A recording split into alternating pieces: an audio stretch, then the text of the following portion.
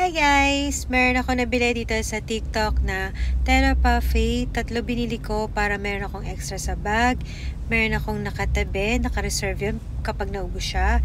And meron ako sa bed kasi meron akong allergic rhinitis.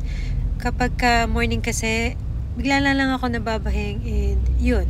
Nagpa-check ako sa ENT, meron nga daw akong allergic rhinitis.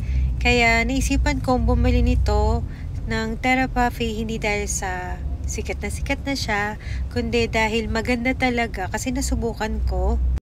And maliban dun sa allergy ko, meron din akong migraine, which is ayoko rin uminom ng pain reliever kasi syempre nakakasama din yun sa liver.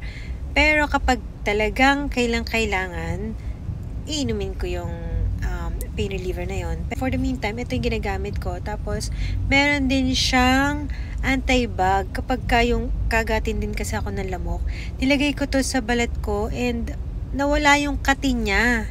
Kasi meron din tong itch relief. Nakaka-help din siyang mawala yung kagat ng lamok.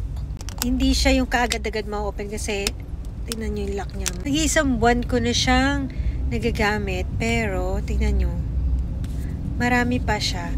Ang kagandahan nito, hindi siya ganun katapang yung pagka-mentol niya. Iba meron nabibili na yung liquid. Kapag hindi nyo siya nasara mabuti, siya yung nagli-leak. Wala, safe na safe.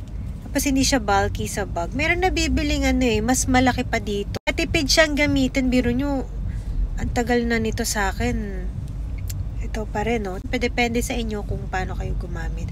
Pag in-apply nyo naman siya sa balat nyo, pag kinagat kayo ng lamok, hindi naman siya yung kailangan mas maraming i-apply. Kasi kahit konti i-apply nyo, nafe-feel nyo na yung nawawala na yung kate. Pwede pa rin sa gamit nyo, pero matipid. Kaya ako sa inyo, try nyo rin bumili nitong Therapy na to.